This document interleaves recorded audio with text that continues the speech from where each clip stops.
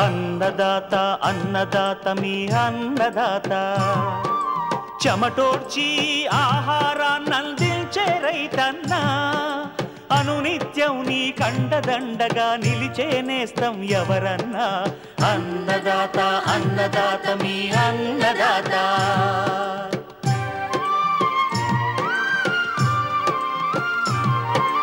నూతన రీతుల సాగుబడికి నూరింతలు పెరిగే దిగుబడికి సూచనలిచ్చే సస్య రక్షణకు పశు పోషణకి శాస్త్ర విజ్ఞానం అందించి ముందుకు నడిపే తెలుగు రైతు భారతదేశానికి మకుటం అయ్యేలా తీర్చిదిద్దే ఆశయంతో మిమ్ము మేలు కొలిపేది అన్నదాత అన్నదాత అన్నదాత మీ అన్నదాత అన్నదాత అన్నదాత మీ అన్నదాత.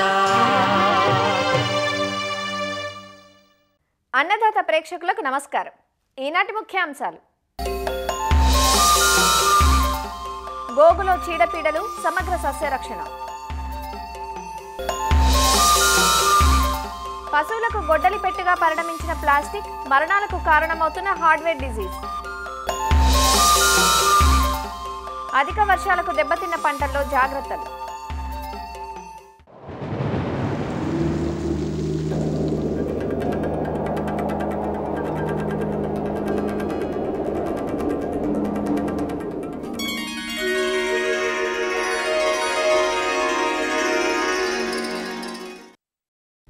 అల్పపీడన ప్రభావం వల్ల ఇరు తెలుగు రాష్ట్రాల్లోని చాలా ప్రాంతాల్లో వర్షాలు కురుస్తున్నాయి. అయితే ఎడతెరిపి లేకుండా కురుస్తున్న వర్షాలు, గాలిలో పెరిగిన తేమ శాతం వల్ల కూరగాయ పంటలకు నష్టం వాటిల్లుతోంది. కూరగాయ పంటల్లో తెగుళ్ల ఉధృతి పెరిగే అవకాశముంది. తెగుళ్ల నివారణకు చేపట్టాల్సిన చర్యల గురించి శ్రీ కొండా లక్ష్మణ్ తెలంగాణ ఉద్యాన విశ్వవిద్యాలయం రాజేంద్రనగర్లోని కూరగాయల విభాగం తెగుళ్ల శాస్త్రవేత్త డాక్టర్ వీర సురేష్ తెలియచేస్తున్నారు. మనకు చూసినట్లయితే టమాటా పంటలో మనకు ఎక్కువగా ఒకవేళ నారు మడి దశలో ఉన్నట్లయితే మన నారుకులు తెగులు ఎక్కువ వస్తుంది. అధిక వర్షాల వల్ల టొమాటోలో నారుకుళ్ళు తెగులు ఎక్కువగా వస్తుంది.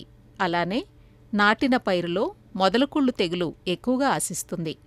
భూమిలో శిలీంధ్రాల పెరుగుదల వల్ల ఈ తెగులు వస్తుంది. మొదలుకుళ్ళు తెగులు ఆశించినప్పుడు మొదలు దగ్గర, కాండం వద్ద మొక్కలు కుళ్ళిపోయి కింద పడతాయి. ఈ తెగుళ్ల నివారణకు నీరు నిలబడకుండా చూడాలి. మొదలుకుళ్ళుతో పాటు టొమాటోలో అధిక వర్షాల వల్ల ఆకుమచ్చ తెగులు కూడా ఆశిస్తుంది. దీన్ని ఆల్టర్నేరియా లీఫ్ స్పాట్ అంటారు. గాలిలో తేమ ఎక్కువగా ఉన్నప్పుడు ఈ తెగులు వచ్చే అవకాశం ఎక్కువగా ఉంటుంది. నారుకుళ్ళు, మొదలుకుళ్ళు, ఆకుమచ్చ తెగుళ్ల నివారణకు కార్బండిజం 1 గ్రాము లేదా మ్యాంకోజెబ్ 2.5 గ్రాములు లీటర్ నీటికి కలిపి పిచికారీ చేయాలి. టొమాటోలో బ్యాక్టీరియా ఆకుమచ్చ తెగులు అనే మరో తెగులు కూడా వచ్చే అవకాశముంది. వాతావరణం చల్లగా ఉన్నప్పుడు, అధిక వర్షాల సమయంలో ఈ తెగులు ఆశిస్తుంది. ఆకులపైన ముదురు గోధుమ రంగు మచ్చలు ఏర్పడతాయి. కాయలపైన కూడా గజ్జి మాదిరిగా ఉబ్బెత్తు గోధుమ రంగు మచ్చలు కనిపిస్తాయి. దీని నివారణకు కాపర్ ఆక్సీక్లోరైడ్ 30 గ్రాములతో పాటు కాసుగమైసిన్ 1 గ్రాము 10 లీటర్ల నీటికి కలిపి పిచికారీ చేయాలి.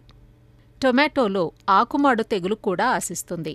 ఫైటోప్థొరా అనే శిలీంధ్రం వల్ల ఇది ఆశిస్తుంది. ఆకులపైన, కాయలపైన కూడా వలయాకారపు మచ్చలు ఏర్పడతాయి. స్టేకింగ్ చేయని తోటల్లో కాయలు నేలకు తాకినప్పుడు ఈ తెగులు ఎక్కువగా కనిపిస్తుంది. నివారణకు నీరు నిలబడకుండా చూడటంతో పాటు మొక్కలకు ఊతం కల్పించే స్టేకింగ్ ఏర్పాటు చేయాలి. మ్యాంకోజెబ్ 2.5 గ్రాములు లేదా క్లోరోథాలోనిల్ 1 గ్రాము లేదా కార్బండిజం 1 గ్రాము లీటర్ నీటికి కలిపి పిచికారీ చేయాలి. టమాటా, తీగజాతి కూరగాయ పంటల్లో బూడిద తెగులు ఎక్కువగా ఆశించే అవకాశముంది. ఆకులపై బూడిద చల్లినట్లుగా మచ్చలేర్పడి ఆకులు ఎండిపోతాయి. ఈ తెగులు నివారణకు కెరాథేన్ 1 మిల్లీలీటరు లేదా మెటలాక్సిల్ 2.5 గ్రాములు లేదా మెటలాక్సిల్ ప్లస్ మ్యాంకోజెబ్ మిశ్రమ మందు 2 గ్రాములు లీటర్ నీటికి కలిపి పిచికారీ చేయాలి. మిరపలో అధిక వర్షాలకు ఆల్టర్నేరియా ఆకుమచ్చ తెగులు, యాంథ్రాక్నోస్ ఆకుమచ్చ తెగులు ఆశించే అవకాశం ఉంది. నివారణకు కాపర్ ఆక్సీక్లోరైడ్ 3 గ్రాములు లేదా కార్బండిజం 1 గ్రాము లేదా మ్యాంకోజెబ్ 2.5 గ్రాములు లేదా టెబుకోనజోల్ 1 మిల్లీలీటరు లీటర్ నీటికి కలిపి పిచికారీ చేయాలి. మిరపను క్యానోఫోరా కొమ్మ ఎండు తెగులు ఎక్కువగా ఆశిస్తుంది. ఈ తెగులు సోకిన కొమ్మలు పైనుంచి కిందకి ఎండుకుంటూ వస్తాయి. నివారణకు మ్యాంకోజెబ్ 2.5 గ్రాములు లేదా టెబుకోనజోల్ 1 మిల్లీలీటరు లీటర్ నీటికి కలిపి పిచికారీ చేయాలి. అధిక వర్షాల వల్ల కూరగాయ పంటల్లో ఎండు తెగులు ఆశించే అవకాశం ఉంటుందంటూ డాక్టర్ వీర సురేష్ ఇలా తెలియజేస్తున్నారు. మనకి అధిక వర్షాల వల్ల ప్రతి ఒక్క కూరగాయ పంటల్లో ఎండు తెగులు ఎక్కువ వస్తూ ఉంటుంది. ఎండు తెగులు అంటే మనకు ఫిజేరియం విల్ట్ అని ఇంగ్లీష్లో అంటాము. ఇది కూడా చాలా ఎక్కువగా వస్తూ ఉంటుంది. ఈ తెగులు సోకిన మొక్క అనేది కింద నుంచి ఎండుకుంటూ వస్తూ ఉంటుంది అనమాట. ఎందుకంటే దాని యొక్క వేరు వ్యవస్థ నాశనం అయిపోయి దాని వేరు వ్యవస్థ పాడవడం వల్ల ఈ ఫంగస్ అనేది భూమిలో ఉంటుంది కాబట్టి అది వేరు వ్యవస్థ నాశనం చేస్తుంది. దానివల్ల ఈ ఎండు తెగులు అనేది ఎక్కువగా వస్తూ ఉంటుంది. వీటిని నివారించుకోవాలంటే కూడా మనము కాపర్ ఆక్సీక్లోరైడ్ 3 గ్రాములు మన మొక్క యొక్క మొదల్లో పోసుకొని మనం వీటిని నివారించుకోవడానికి అవకాశం ఎక్కువ ఉంటుంది. ఈ దుంపజాతి కూరగాయల్లో కూడా ఈ వర్షాలు చాలా అధిక నష్టం కలగజేస్తూ ఉంటాయి. ముఖ్యంగా మన చీమ దుంపలో ఫైటోప్తెరా లీబ్రేట్ అంటుంటాము. ఫైటోప్తెరా ఆకుమచ్చ తెగులు అంటారు. ఈ తెగులు ఎప్పుడైతే వాతావరణంలో తేమ ఎక్కువగా ఉంటుందో ఆ సందర్భంలో ఎక్కువగా వస్తుంది. దీనికి ముఖ్య కారణము భూమిలో ఉండే ఫైటోప్తెరా కొలకేసియా సిండ్రోమ్. దీన్ని సోకిన మొక్క యొక్క కాండాలు కానీ వేరు వ్యవస్థ కానీ పూర్తిగా నాశనం అయిపోయి ఆకులపై కూడా మచ్చలు ఏర్పడుతూ ఉంటాయి. వీటిని నివారించుకోవాలంటే మెట్లాక్సిల్ మ్యాంకోజెబ్ 2 గ్రాములు లేదా మ్యాంకోజెబ్ 2.5 గ్రాములు పిచికారీ చేసుకొని నివారించుకోవచ్చు. కందలో కాండం కుళ్ళు తెగులు ఆశించినప్పుడు మొక్క మొదలు వద్ద కాండం కుళ్ళి మొక్క పడిపోతుంది. దుంపకు కూడా తెగులు ఆశించి దుంప కుళ్ళుతుంది. నివారణకు మెటలాక్సిల్ ప్లస్ మ్యాంకోజెబ్ మిశ్రమ మందు 2 గ్రాములు లీటర్ నీటికి కలిపిన ద్రావణాన్ని మొక్క మొదలు వద్ద పోయాలి. జీవ నియంత్రణకు ట్రైకోడర్మా ఆస్పరిల్లం 5 గ్రాములు లీటర్ నీటికి కలిపి మొక్క మొదళ్ల వద్ద పోయాలి. రైతులకు ఒక ముఖ్య సూచన, ఎప్పుడైతే మనకు అధిక వర్షాల వల్ల పొలంలో వాటర్ ఎక్కువగా ఆగుతున్నట్లయితే, నిల్వ ఉన్నట్లయితే అటువంటి వాటిని మనము కొంచెం బయటికి తీసినట్టు చూడండి. అదేవిధంగా మొక్కలు ఎక్కడైనా చనిపోయినట్టు కనిపిస్తూ ఉంటే వాటిని ఏరేసి బయట పాడేసేయాలి. ఎప్పుడైతే వాతావరణము మేఘావృతమై ఉంటుందో అప్పుడు మ్యాంకోజెబ్ 2.5 గ్రాములు పిచికారీ చేసుకొని ఫైటోప్తెరా ఆకుమచ్చ తెగులు వంటి వాటిని నివారించుకోవడానికి అవకాశం ఎక్కువగా ఉంటుంది.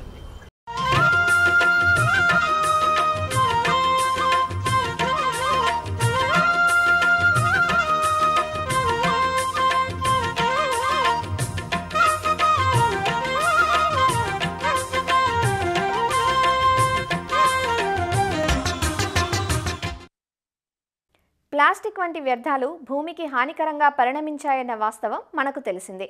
అయితే ప్లాస్టిక్, ఇతర లోహాల వల్ల ఈ మధ్యకాలంలో పశువుల్లో మరణాలు సంభవిస్తున్నాయన్న సంగతి మీకు తెలుసా? అవును, మీరు విన్నది నిజమే. పశువులకు ప్లాస్టిక్ ముప్పు పొంచి ఉందన్న నిజాన్ని పశుపోషకులంతా గ్రహించి తీరాలి. పశువులు బయట మేసేటప్పుడు కానీ, ఫారాల్లో కానీ అవి మేసే మేతలో ప్లాస్టిక్, రబ్బర్, ఇతర లోహ వస్తువులు కలిసిపోయి ఉంటే అవి పొట్టలోకి చేరి ప్రాణాంతకంగా పరిణమిస్తాయి. దీన్నే హార్డ్వేర్ డిజీజ్గా వ్యవహరిస్తారని, ప్లాస్టిక్ వినియోగం, వ్యర్థాల పట్ల ప్రతి పౌరుడు బాధ్యతగా వ్యవహరించాల్సి ఉంటుందని పశువైద్య నిపుణులు సూచిస్తున్నారు. ప్లాస్టిక్ వస్తువులు పశువుల పొట్టలోకి చేరితే ఎంతటి ప్రమాదకరమో తెలియచేస్తున్నారు రంగారెడ్డి జిల్లా ఇబ్రహీంపట్నం మండలం ఎలిమినేడు పశువైద్యాధికారి డాక్టర్ వై ఆనంద్ రెడ్డి. పాడి పశువుల పెంపకంలో రోగాలు రాకుండా చూసుకోవడం అనేది అతి ప్రధానమైన భూమిక. ఈ మధ్యన ప్రతి రోగానికి టీకాలు వేయించడం ద్వారా దాదాపు అతి ముఖ్యమైన గురక రోగము, జబ్బవాపు, గాలికుంటు ఈ 3 రోగాలు దాదాపు రాకుండా మనం చేసుకుంటున్నాము. కానీ ఇండస్ట్రియలైజేషన్, పారిశ్రామీకరణ జరగడం వల్ల పశువులకు అలాగే జంతువులకు ఒక ప్రమాదకరమైన ముంపు అనేది కంటిన్యూగా జరుగుతుంది. అది ఏంటంటే ప్లాస్టిక్ వినియోగము, తర్వాత ఈ మెటాలిక్ లోహపు ఆబ్జెక్ట్స్ అనేటివి పశువులు తినడం ద్వారా పశువులలో మరణాలు ఈ మధ్యన విపరీతంగా సంభవిస్తున్నాయి. మామూలుగా లోహపు ఆబ్జెక్ట్స్, ఉదాహరణకు టైర్లలో ఉండే వైర్లు కానీ, తర్వాత హాస్పిటల్ వేస్టేజ్ నిడిల్స్ కానీ, తర్వాత ఇనుప పనిముట్లు కానీ చిన్న చిన్న ముక్కలుగా జరిగిన తర్వాత అవి గడ్డిలో కలిసి తినడం ద్వారా అవి పశువుకు అనారోగ్యాన్ని గురి చేసి మరణాలు సంభవించేటట్లు కొన్ని పశువులలో చేస్తుంది. ఈ రోగాన్ని జనరల్గా ఏంటంటే హార్డ్వేర్ డిసీజ్ అని కూడా అంటారు. అయితే ఈ మధ్యన అమెరికాలో స్లాటర్ చేసిన పశువులలో చూస్తే దాదాపు 50% పశువులలో ఈ లోహపు ముక్కలు అనేటివి ఈ పశువు జీర్ణాశ్రయంలో ఉంటున్నాయి. చాలా పశువులలో ఈ ప్లాస్టిక్ వేస్టేజ్ కూడా ఉంటున్నది. అయితే దీనివల్ల నష్టాలు మనం చూసుకుంటే బయట మేసే పశువు, ఎస్పెషల్లీ సిటీలో మేసే పశువు, జనరల్గా మనం ప్లాస్టిక్ని బాధ్యతారహితంగా చాలామంది ఎక్కడ పడితే అక్కడ వేస్తుంటారు. ఈ ప్లాస్టిక్లలో రైస్ కానీ, ఇడ్లీలు కానీ ఇట్లాంటి ఆహార పదార్థాలు ఉంచి కూడా పడేస్తుంటారు. జనరల్గా పశువు ఆ టేస్టీ ఉంటుంది కాబట్టి ఈ ప్లాస్టిక్ అంటే ప్లాస్టిక్ తినాలని కాదు, కానీ దాంట్లో ఉన్న ఇడ్లీలు కానీ, దాంట్లో ఉన్న మనుషులు తినే వస్తువులు దానికి తీపిదనం ఉంటుంది కాబట్టి ఆ ప్లాస్టిక్ సంచితో పాటు అవి తినేస్తుంది.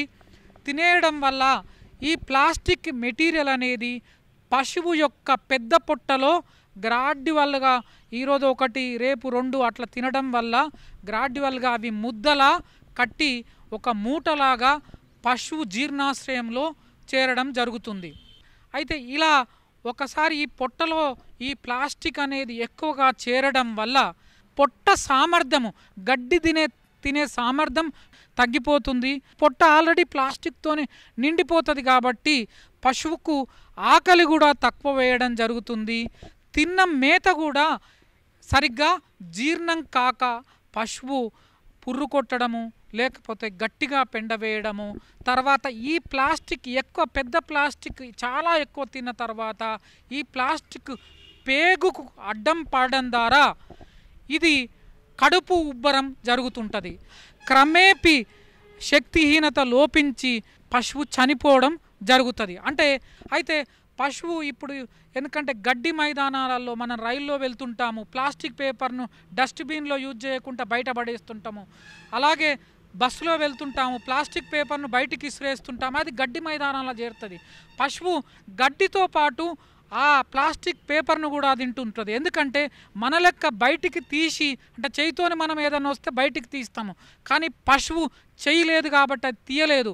అది ఓన్లీ మింగడం చేస్తుంది, లేకపోతే ఎలగాంచడం చేస్తుంది. కానీ గడ్డితో పాటు చాలా మటుకు వెలగాంచడం చేస్తుంటుంది. కానీ కొన్ని పశువులలో కొద్ది శాతము, మనుషుల కంటే పశువులలో కొద్ది శాతము ప్లాస్టిక్ను జీర్ణం చేసుకునే గుణం కూడా ఉంటుంది. కొద్ది మోతాదులో తింటే పెద్ద నష్టం జరగదు, కానీ ఎక్కువ మోతాదులో తింటే మాత్రం లాస్ట్కు పశువు చనిపోవడం జరుగుతుంటుంది. దాని పాల ఉత్పత్తి సామర్థ్యం కూడా తగ్గిపోతుంటుంది. ఫర్దర్గా పశువు ముందలి కాళ్ళ మధ్యలో నీరు చేయడం జరుగుతుంది. కొన్ని రోజులు జ్వరం వస్తుంది, ఈ పొట్ట తిరగడం కూడా సరిగ్గా ఉంటుంది కాబట్టి తర్వాత కడుపు ఉబ్బిపోవడం జరుగుతుంటుంది, పొట్ట కింద నీరు చేరడం జరుగుతుంది. తర్వాత ఈ మెడ నరాలు విపరీతంగా ఉబ్బిపోతాయి. రక్త ప్రసరణ వ్యవస్థ సరిగ్గా కాకపోవడం వల్ల ఈ పెరికార్డైటిస్ వల్ల పశువులు చనిపోవడం జరుగుతుంది.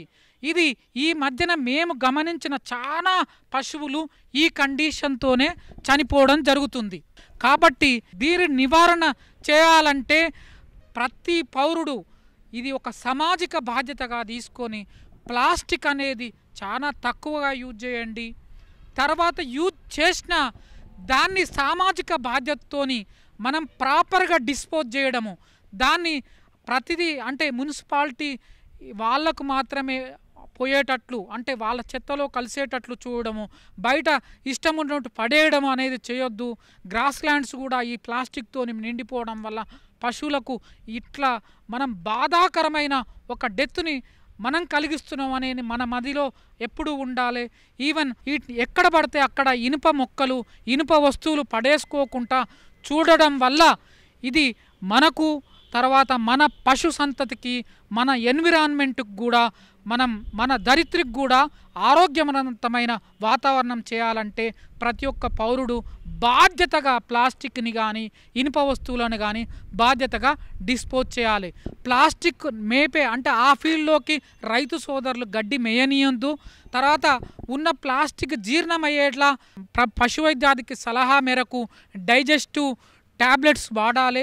అంటే ప్లాస్టిక్ గ్రాడ్యువల్గా ఒక 2-3 నెలలు సంవత్సరంలో గ్రాడ్యువల్గా డైజెషన్ అవుతుంది, తొందరగా కాదు. కాబట్టి నెక్స్ట్ ప్లాస్టిక్ తినకుండా చేసుకోవాలి. తర్వాత ఏమైనా మెటాలిక్ ఆబ్జెక్ట్స్ తిన్నాయని మనం గమనిస్తే అంటే పశువైద్యుని సలహా మేరకు మ్యాగ్నెటిక్ బుల్లెట్ అనేది రూమెన్లో చేర్చేలా మనం చూడాలి. ఇదేంటంటే ఈ మెటాలిక్ ఆబ్జెక్ట్స్ని పొట్టలోకి బైండ్ చేస్తుంది, దాన్ని రెటిక్యులం కుచ్చుకోకుండా చేస్తుంది. ఒకవేళ ఇంకా ఫర్దర్గా తగ్గకుంటే అవి వాల్యుబుల్ ఎనిమల్ అయితే పశువైద్యుని సలహా మేరకు దానికి ఆపరేషన్, దీన్నే రూమినాటమీ అనే పద్ధతి ద్వారా ఈ ప్లాస్టిక్ని కానీ ఈ మెటాలిక్ ఆబ్జెక్ట్స్ కానీ తీసివేయడం వల్ల దాదాపు 70% పశువులు రికవరీ అవుతాయి. కాబట్టి దీంట్లో ఈ ప్లాస్టిక్ మెనాసీని మనం తీసేయాలంటే సామాజిక బాధ్యతగా మనం చూడాలి. దాంతో మనము బాగుంటాము, మన చుట్టూ ఉన్న ప్రకృతి బాగుంటుంది, మన చుట్టూ ఉన్న జీవజాలం కూడా బాగా ఉంటుంది.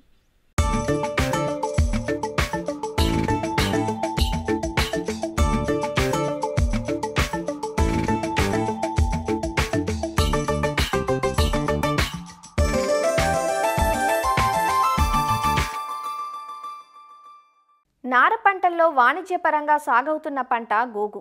గోగును ఉత్తర కోస్తా జిల్లాలైన శ్రీకాకుళం, విజయనగరం జిల్లాల్లో అధిక విస్తీర్ణంలో సాగు చేస్తుంటారు. గోగును సాధారణంగా తొలకరి వర్షాల తర్వాత విత్తటం పరిపాటి. అలా విత్తిన పైరు ప్రస్తుతం ఎదుగుదల దశలో ఉంది. ఈ దశలో మారుతున్న వాతావరణానికి గోగులో పలు రకాల చీడపీడలు ఆశించి నార దిగుబడిని, నాణ్యతను తగ్గిస్తుంటాయి. ముఖ్యంగా రసం పీల్చు పురుగులు, పచ్చగొంగలి పురుగులు వంటి పురుగులతో పాటు ఇనుప తెగులు ఆశించే ఆస్కారం ఎక్కువ.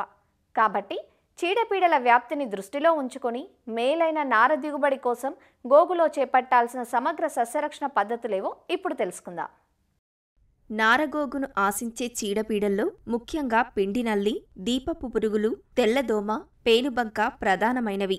వీటిలో పిండినల్లి పురుగుల బెడద ఆగస్ట్, సెప్టెంబర్ మాసాల్లో ఎక్కువగా ఉంటుంది. నీటి ఎద్దడి ఏర్పడినప్పుడు వీటి నష్ట తీవ్రత అధికమవుతుంది. రెక్కలు లేని తల్లి పురుగులు ముదురు గులాబీ రంగులో ఉండి తెల్లటి మైనపు పూతతో కప్పబడి ఉంటాయి. తల్లి పురుగులు సుమారుగా 200 నుంచి 300 వరకు గుడ్లను గుంపులుగా మొక్కలోని వివిధ భాగాల్లో పెడతాయి. ఈ గుడ్ల నుండి బయటకు వచ్చిన పిల్ల పురుగులు ఆకులను, కాండాన్ని, పెరిగే మొవ్వులను ఆశించి ఎక్కువగా నష్టపరుస్తుంటాయి. పిండినల్లి ఆశించిన ఆకులు, తొడిమలు చిన్నవిగా తయారవుతాయి. కాండం ఎదుగుదల మందగిస్తుంది. ఈ పురుగులు మొక్క నుండి రసం పీల్చిన తర్వాత సుక్రోజ్ వంటి తీయని పదార్థాన్ని విసర్జించడం వల్ల ఆ తీపికి మొక్కలపై చీమలు సంచరిస్తుంటాయి. పిండినల్లి ఉధృతి ఎక్కువగా ఉంటే నార దిగుబడి, నాణ్యత తగ్గిపోతుంది. కాబట్టి పిండినల్లి నివారణకు పంట తొలిదశ నుంచే సమగ్ర సస్యరక్షణ విధానాలు పాటించాలి.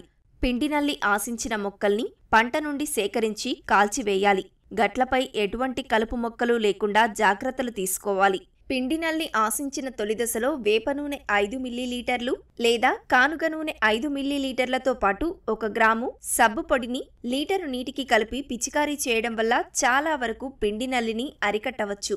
పిండినల్లి ఉధృతి ఎక్కువగా ఉంటే రసాయన మందులైన ప్రొఫెనోఫాస్ 2 మిల్లీలీటర్లు లేదా డైమిథోయేట్ 2 మిల్లీలీటర్లు లీటరు నీటికి కలిపి మొక్క బాగా తడిచేలా, అలానే మొక్క మొదళ్ల దగ్గర నేలను తడిచేలా పిచికారీ చేయడం వల్ల పిండినల్లిని సమర్థవంతంగా నివారించవచ్చు.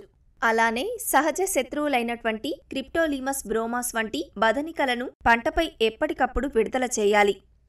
పిండినల్లితో పాటు గోగును దీపపు పురుగులు ఎక్కువగా ఆశిస్తూ ఉంటాయి. ఇవి లేత పసుపు రంగులో ఉండి ఆకుల ఈనెలపై గుడ్లు పెట్టడం జరుగుతుంది. గుడ్ల నుండి 3-4 రోజుల్లో పిల్ల పురుగులు బయటకు వస్తాయి. పిల్ల మరియు తల్లి పురుగులు ఆకు అడుగు భాగంలో ఉండి రసాన్ని పీల్చడం వల్ల ఆకులు క్రమేపీ ఎర్రబారి ముడుచుకుపోతాయి. దీపపు పురుగుల నివారణకు డైమిథోయేట్ 2 మిల్లీలీటర్లు లేదా మోనోక్రోటాఫాస్ 1.6 మిల్లీలీటర్లు లేదా ఇమిడాక్లోప్రిడ్ 0.25 మిల్లీలీటర్లు లేదా ఎసిటామిప్రిడ్ 0.2 గ్రాములు లీటరు నీటికి కలిపి ఆకుల అడుగు భాగం తడిచేలా పిచికారీ చేయడం వల్ల దీపపు పురుగులను సమర్థవంతంగా అరికట్టవచ్చు. పేనుబంక లేత పసుపు రంగులో రెక్కలు లేని పిల్ల పురుగులు క్రమేపీ వారంలో పెరిగి నల్లగా పెద్ద పురుగులుగా తయారవుతాయి. ఇవి ఆకుల అడుగు భాగాన గుంపులుగా ఉండి రసాన్ని పీల్చడం వల్ల ఆకులు లోపలి వైపుకు ముడత పడి ఆకారం కోల్పోవడం జరుగుతుంది. పేనుబంక పిందెల రక్షకపత్రాల నుండి కూడా రసాన్ని పీల్చుతూ ఉంటుంది. పేనుబంక ఆశించిన ఆకులు పిందెల రక్షకపత్రాలు వాడి రాలిపోవడమే కాకుండా మొక్క ఎదుగుదల, దిగుబడి, నార నాణ్యత కూడా గణనీయంగా తగ్గుతుంది. పేనుబంక నివారణకు గాను డైమిథోయేట్ 2 మిల్లీలీటర్లు లేదా మోనోక్రోటాఫాస్ 1.6 మిల్లీలీటర్లు లేదా ఇమిడాక్లోప్రిడ్ 0.25 మిల్లీలీటర్లు లేదా థయోమిథాక్సోమ్ 0.2 గ్రాములు లీటరు నీటికి కలిపి మొక్క తడిచేలా పిచికారీ చేయాలి. ఇక నారగోగును ఆశించే మరో పురుగు తెల్లదోమ. ఈ తెల్లదోమ తల్లి పురుగు ఆకుల అడుగు భాగాన సుమారు 70 నుంచి 80 వరకు లేత పసుపు రంగు గుడ్లను పెడుతుంది. తల్లి మరియు పిల్ల పురుగులు ఆకుల అడుగు భాగాన్నుండి రసాన్ని పీల్చడం వల్ల ఆకులు పసుపు రంగుకు మారి మొక్కలు ఎదగక గిడసబారి ఎండిపోతాయి. ఈ తెల్లదోమలు పల్లాకు తెగులును వ్యాపింపజేస్తాయి. తెల్లదోమ నివారణకు గాను ఎసిఫేట్ 1.5 గ్రాములు లేదా ప్రొఫెనోఫాస్ 2 మిల్లీలీటర్లు లీటరు నీటికి కలిపి ఆకులు బాగా తడిచేలా పిచికారీ చేయడం వల్ల ఈ తెల్లదోమను సమర్థవంతంగా నివారించవచ్చు. తెల్లదోమను ఆకర్షించడానికి పసుపు రంగు డబ్బాలకు జిగురు పూసి పొలంలో అక్కడక్కడా ఉంచినట్లయితే తెల్లదోమలు జిగురుకు అంటుకొని చనిపోతాయి. గోగును ఏ దశలోనైనా ఆశించే పురుగు ఆకులను తినే పచ్చగొంగలి పురుగు. దీనివల్ల మొక్క ఎదుగుదల ఆగిపోయి దిగుబడి, నాణ్యత క్రమంగా తగ్గిపోతుంది. పచ్చగొంగలి పురుగు గుడ్లను ఆకులపై కనిపించిన వెంటనే ఏరి నాశనం చేయాలి. నివారణకు ప్రొఫెనోఫాస్ 2 మిల్లీలీటర్లు లేదా ఎసిఫేట్ 1.5 గ్రాములు లీటరు నీటికి కలిపి పిచికారీ చేయాలి. నారగోగులో ఆశించే తెగుళ్లలో ఇనుప తెగులు ప్రధానమైనది. ఈ తెగులు తీవ్రత ఎక్కువగా ఉంటే నార దిగుబడి 30% వరకు తగ్గుతుంది. అధిక తేమ, మురుగునీరు నిల్వ ఉన్న ప్రాంతాల్లో ఇనుప తెగులు ఉధృతి ఎక్కువగా ఉంటుంది. తెగులు సోకిన మొక్కల కాండంపై తెలుపు, నీలివర్ణంతో కూడిన పొడలు ఏర్పడతాయి. ఈ పొడలు క్రమేపీ ఒకదానితో ఒకటి కలిసి కాండం పొడవునా వ్యాపించి లేత ఊదారంగు సంతరించుకుంటాయి. తెగులు సోకిన మొక్కలు తేలిగ్గా ఉండి నార తీసేటప్పుడు నార పీచులుగా, ముక్కలుగా తెగిపోవడం జరుగుతుంది. ఇనుప తెగులు నివారణకు తెగులును తట్టుకునే రకాలను ఎంపిక చేసుకుని విత్తుకోవాలి. వేసవిలో భూమిని లోతు దుక్కి చేయాలి. ఈ విధంగా చేయడం వల్ల ఇనుప తెగులుకు సంబంధించిన శిలీంధ్రాన్ని నాశనం చేయవచ్చు. పంట మార్పిడి పద్ధతిని పాటించాలి. సేంద్రియ ఎరువులను వాడాలి. విత్తే ముందు కిలో విత్తనానికి 3 గ్రాములు మాంకోజెబ్ అనే శిలీంద్ర నాశినిని విత్తనానికి కలిపి విత్తన శుద్ధి చేయాలి. తెగులు సోకిన మొక్కలను ఎప్పటికప్పుడు ఏరి కాల్చివేయాలి. తెగులు వ్యాప్తి చెందకుండా లీటరు నీటికి 3 గ్రాముల మెటలాక్సిల్ పిచికారీ చేయడం వల్ల ఇనుప తెగులును సమర్థవంతంగా నివారించవచ్చు. రైతులు నారగోగును ఆశించే చీడపీడలను సకాలంలో గుర్తించి సరైన సస్యరక్షణ చర్యలు చేపడితే ఎకరాకు 10 నుంచి 12 క్వింటాళ్ల వరకు నార దిగుబడిని పొందే అవకాశముంటుంది. మరిన్ని విభిన్న అంశాలతో రేపటి అన్నదాతలో మళ్ళీ కలుసుకుందాం. నమస్కారం. అన్నదాతలు తమ సందేహాలు, సమస్యలను 1800-425-4085 టోల్ ఫ్రీ నెంబర్లో ఉదయం 10 గంటల నుంచి 11 గంటల మధ్య పని దినాలలో సంప్రదించగలరు.